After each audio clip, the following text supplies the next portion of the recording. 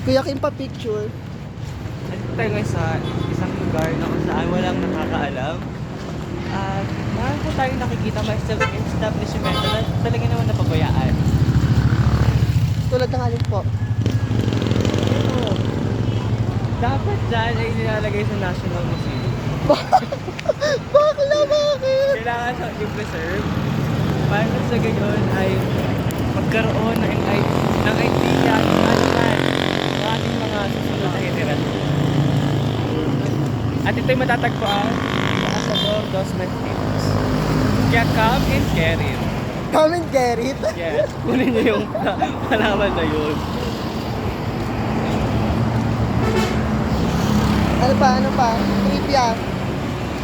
Ayon sa mga sabi-sabi, itong lupain na makikita natin sa screen, diyan naganap ang una ay ika-4 na digmaang.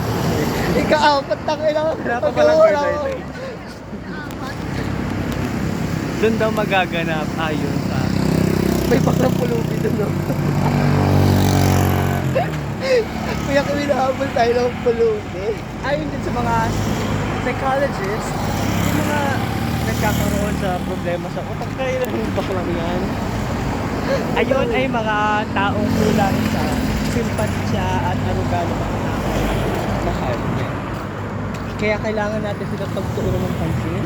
Dali, ituro mo na sila sa bila mo.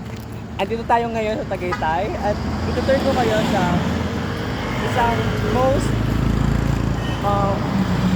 historical places here in Tagaytay. So as we are about to enter the gate of this establishment, I want you to please be responsible and be cooperative as we are about to witness the history of this place. So come and get me. At dito po tayo sa Villa. Ang pangalan ni Ken? Villa Kim. Billy Andre. Villa nila Andre. Wala kasing dito eh. Ayong ganda nito. Ngayon ko lang ito napansin. Parang wala tao dyan. Wala kayo kakurting-kurting na ano yun lang. Yun lang. Pagod na ako mag-pool.